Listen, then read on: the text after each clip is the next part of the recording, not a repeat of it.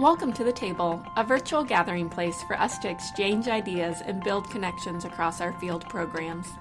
There's nothing we would like more than to sit down to a great meal and conversation with all of you. But in the meantime, we hope this internal IJM podcast brings us all a little closer together. What we're doing is we're addressing a networked problem. Criminal networks around the world operate very effectively, innovatively, and creatively.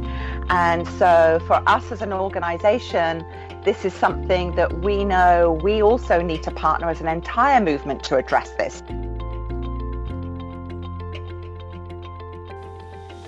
My name is Julie Stricker, and our guest today is Helen Sward, founder and international director of ChabDai. What better way to learn about healthy, mutually beneficial relationships with NGO partners than to talk to one of IJM's outstanding partners, who is also an expert in leading coalitions. Helen, thank you for joining us. You're welcome. It's good to be here. Well, Helen, can you give us a quick introduction to your organization, ChabDai? Of course. I think the first thing that people always say is, what does ChabDai mean? So ChabDai actually means joining hands in the Cambodian language, Khmer.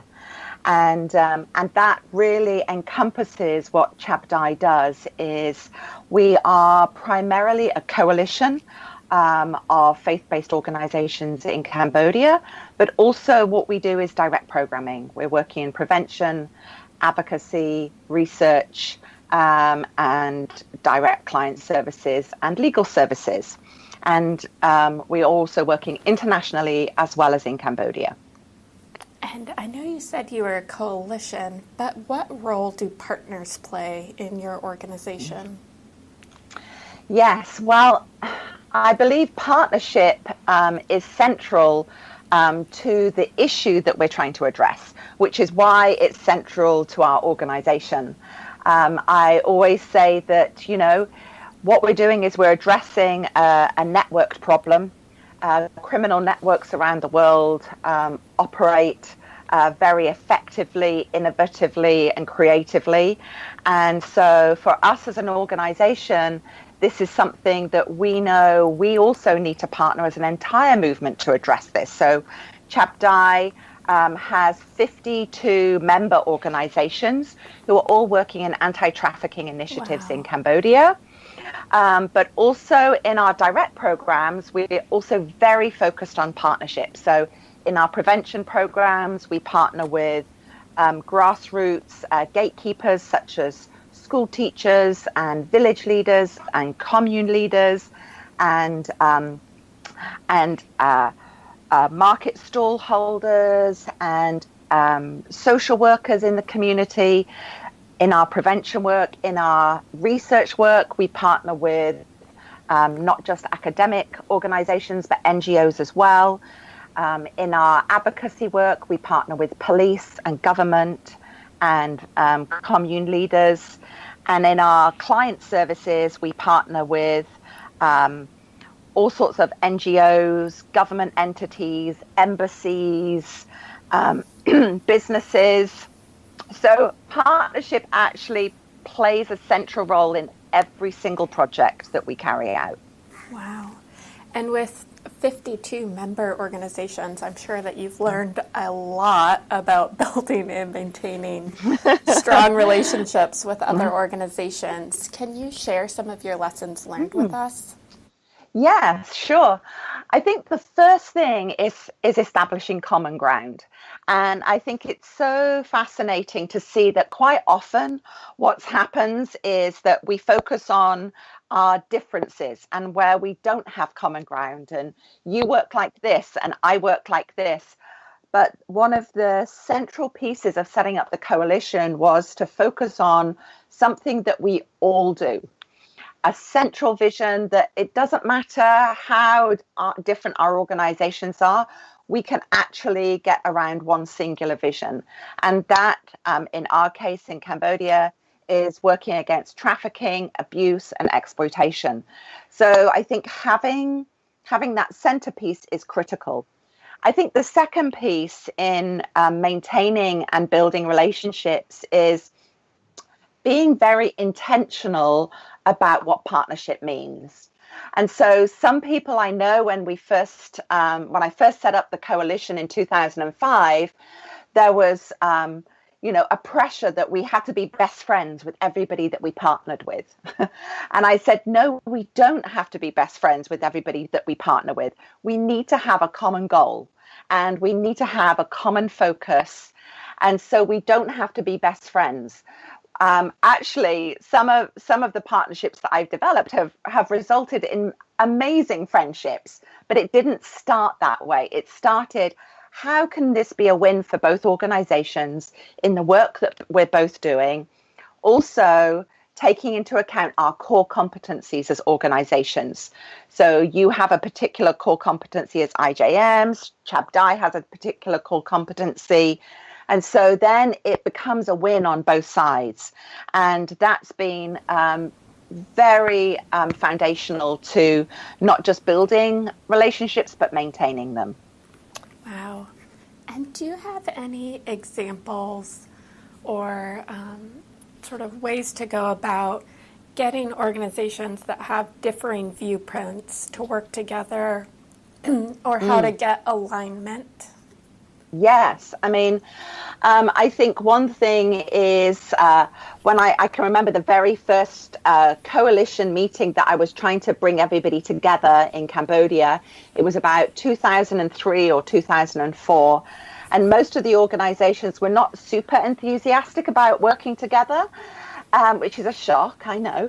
But what I did is we started by focusing on something that was beneficial to us all. So actually we did a very kind of basic foundational view of what are the issues that we're all addressing. Who is doing what in every sector? Because that fascinates everybody. Even if they don't want to collaborate, they want to know who is doing what in every sector. And then where are the gaps and where are the overlaps? And again, even if people don't want to collaborate, they find this type of information really compelling.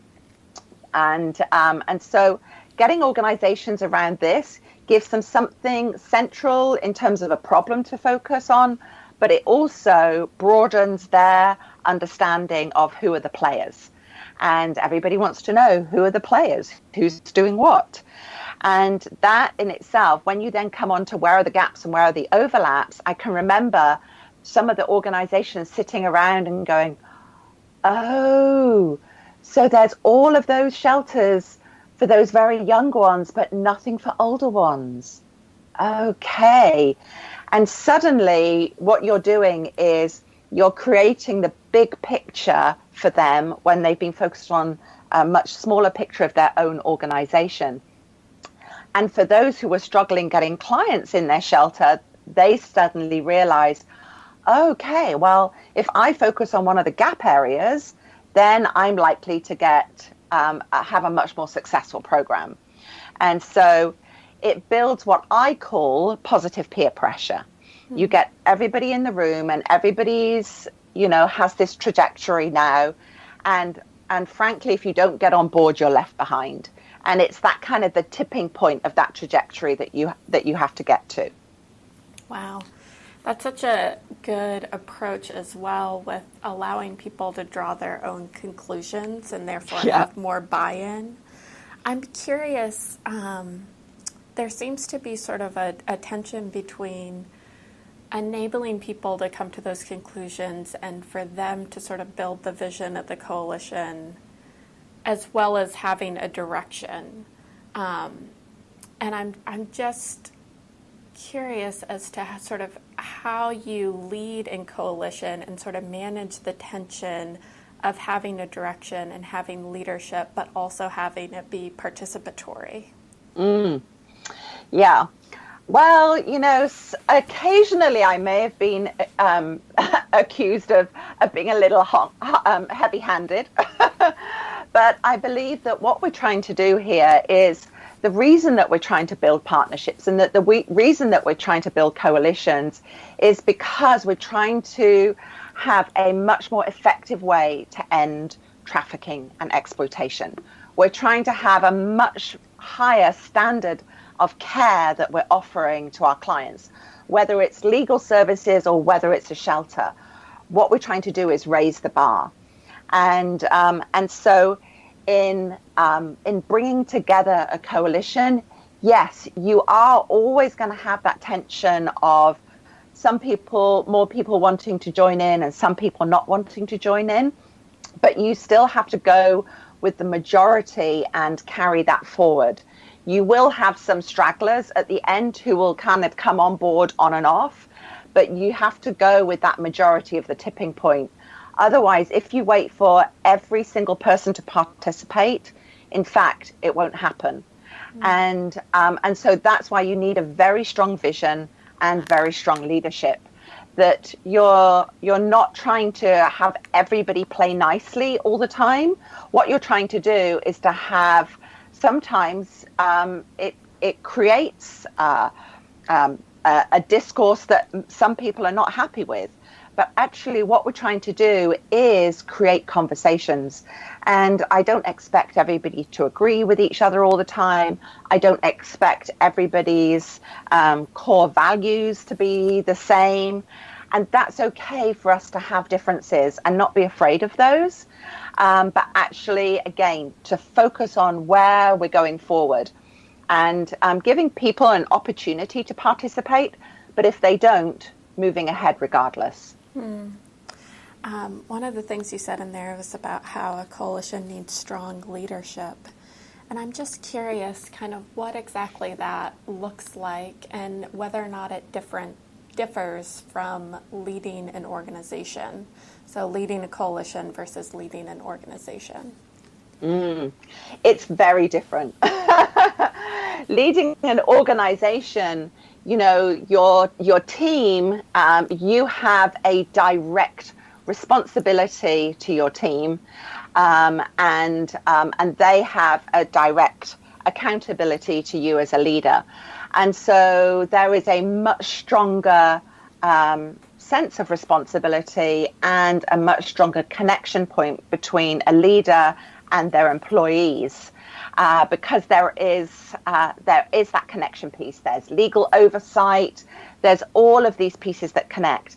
The difference when you're running a coalition is that every organization is autonomous. It's not mandatory for them to be in a coalition. They're joining the coalition because they have a desire to work better together and to have more effective programs.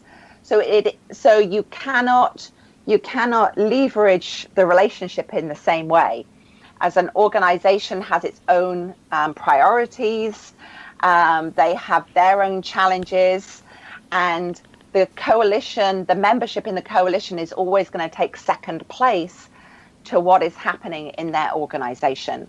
And I think that a part of it is understanding the tension that, you know, they want to be a part of this coalition, but wow, they're completely absorbed and overwhelmed by the other responsibilities that they have to their own staff, to their donors, to the government, that often this kind of partnership activity and partnership in a coalition can end up taking second place. And it was interesting because just a couple of weeks ago, I was meeting with some partners in East Africa related to coalition building, and there was only a couple of coalitions that were there, and I was going through the journey of coalition building with them, and one of the things that I really helped them to focus on was making partnership actually a part of their proposals and a part of their log frames and a part of their program outcomes. That it wasn't just, well, these are our programs and, oh, yes, we do have to partner as well. Because then it doesn't become something that we measure. It doesn't become something that is a priority. It isn't something that we are intentional or strategic about, because it's seen as just a program add-on. And so the more and more we talked about partnerships actually being a part a legitimate part of a project proposal and a project framework is really kind of partly answering your question too. Yeah, having it be part of the proposal and the log frame and sort of your M&E plan all seem like really good ways to sort of have it be more of a forethought rather than an afterthought. Yes, that's right. One of the things you said also in there was that it's different from leading an organization in that the responsibility and connection is completely different. Are there ways that you're able to increase the sense of responsibility and connection to the coalition?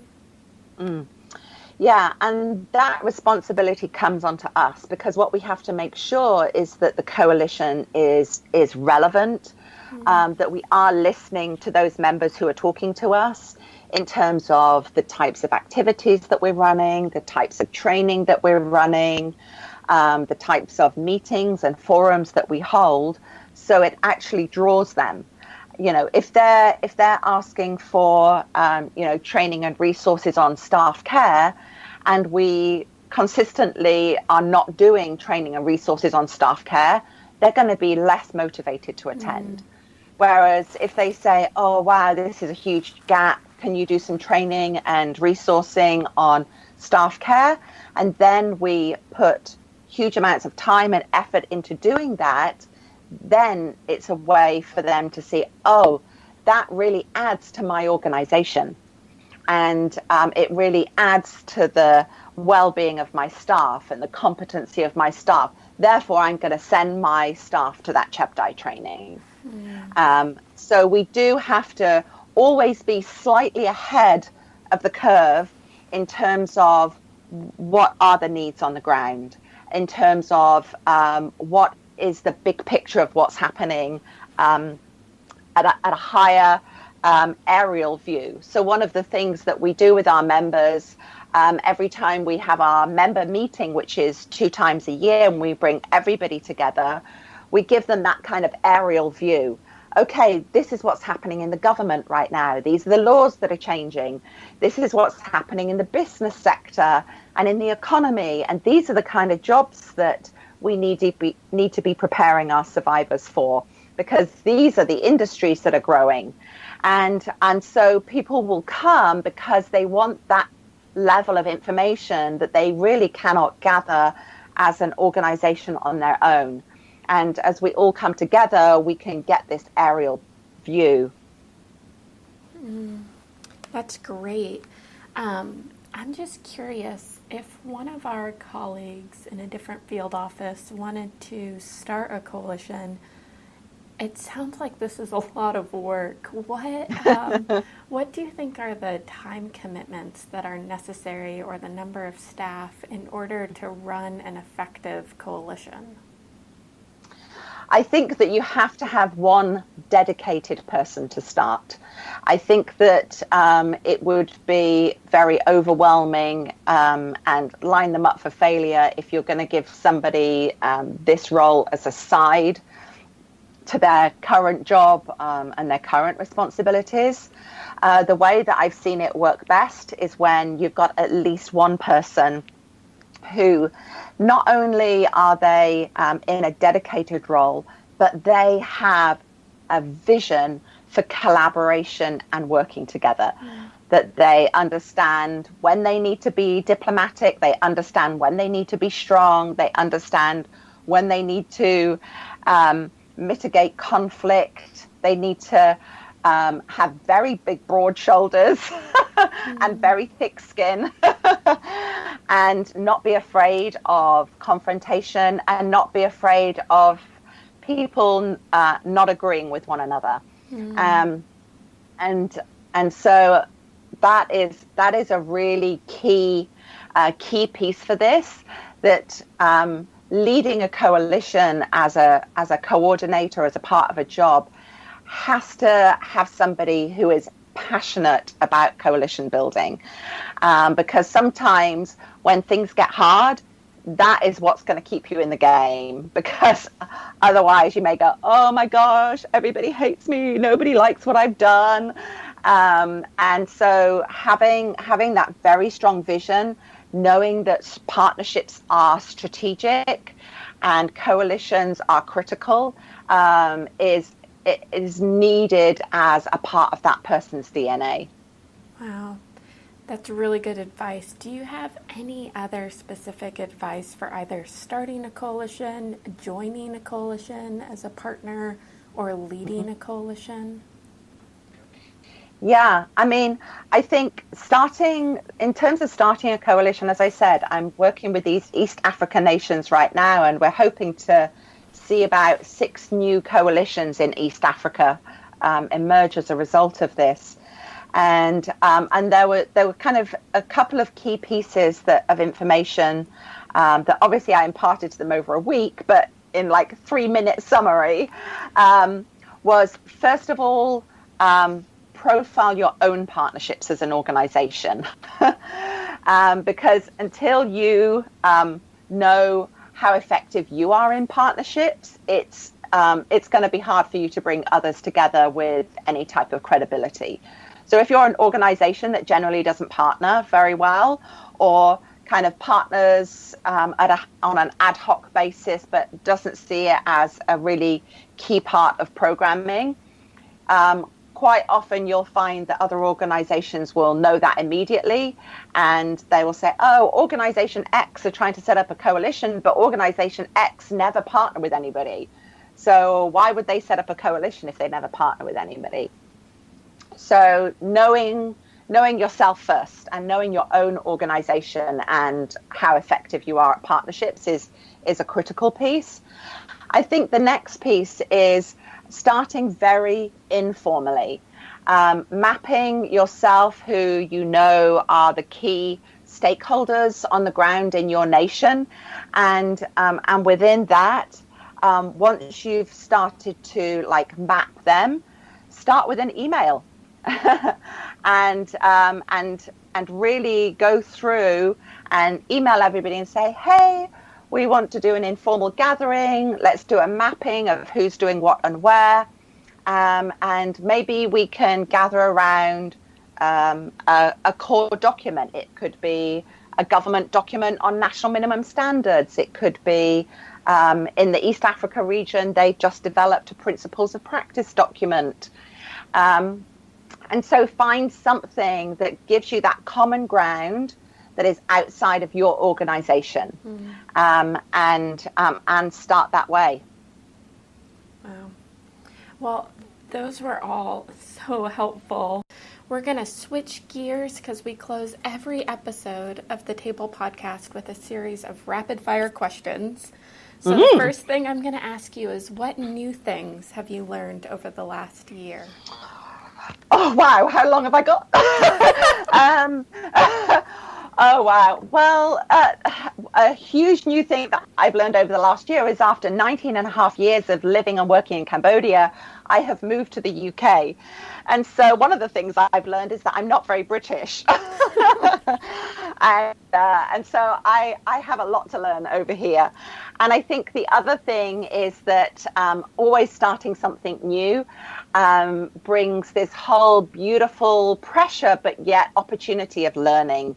And moving into Europe and working much more in Europe with the refugee crisis gives me a whole learning opportunity. So starting to just plow through all of this research around European refugees has been a big learning piece for me in the last year. And settling back into what is my passport country.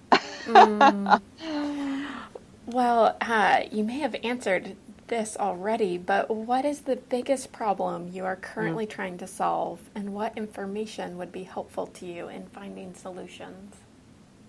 Yeah, actually, I was having a discussion last week with a couple who are working in Bulgaria, and I've been, as I said, interacting a lot with NGOs on the ground, small NGOs on the ground in Europe, and the fact of this sense of being overwhelmed with this refugee crisis.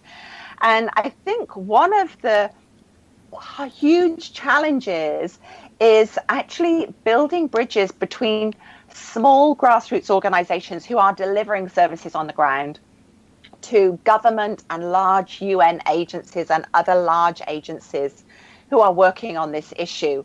And that is actually a huge problem right now, because the service providers on the ground don't have a connection to the high level. They are under-resourced, but they are trying to provide as many services as they can. And so that is actually something that I'm really trying to work on solving right now. And in terms of what information is helpful is I'm needing to get information on who are key players in government in each of those countries, who are key players in UN and high-level organizations and other European coalitions. So I am also kind of starting from scratch again in starting this whole mapping process to really serve the refugee and populations in Europe in a much better way. Wow. Well, I loved what you said about meeting with Kane in a coffee shop. Yes. And this podcast is called The Table because it's a place where we can come together and exchange ideas. And if this were not a virtual table and you were hosting an actual gathering, what food or beverages would you be serving? Well, beverages would have to be something sparkly and bubbly, which would have to be the nature of the company around the table, and my favorite food of all time is Indian curry. So it would be a smorgasbord of Indian curries and dal and chapatis and samosas and all of those beautiful, amazing Indian food. So it would definitely have to be Indian food, but with something sparkling to drink. And imagine that you had nerdy gift baskets at this dinner party. What book would you want to give to everybody and why? This is the hardest, because I would want to give people a library. Because again, for those who know me, know that I love research, I love reading. And I was like, wow, it's like saying, your desert island disc, what is the one book you would take with you? It's so hard. So I'm going to go with 2 books. This is about as much as I can restrict myself. An old read and a current read. So an old read still has to be the edited volume by Austin Choi Fitzpatrick and Alison Brisk, From Human Trafficking to Human Rights, where we're really moving the needle from seeing trafficking as an island to seeing it all encompassed in human rights abuses. So shifting the conversation from prostitution to power issues, shifting the conversation from rescue to empowerment. So yeah, that would be one of the nerdy gifts, because even if we drink sparkling drinks and eat curries, we can have these deep conversations too. And then my current read that I'm almost through is a book called Easternization by Gideon Rachman, that is really looking at the impact of China's rise in Southeast Asia and the rest of the world, and is an amazing historical account of relations between the East and the West and where that's going to the future. So those would be my 2 that I've managed to restrict myself. And sorry, I hardly ever read novels, hardly ever. So, and as all my boxes are still packed, I can't even remember what novels I've got in there right now. Well, those were great recommendations. And Helen, thank you so much for joining hands with us in our offices around the world, and particularly in Cambodia, and for sharing knowledge and insights with our colleagues on how to be a good partner. We are so incredibly thankful for you and for your work, and we just bless you and bless your work in tackling this new area of the refugee crisis for you. Thank you. Thank you. It's been great to have a conversation around the table.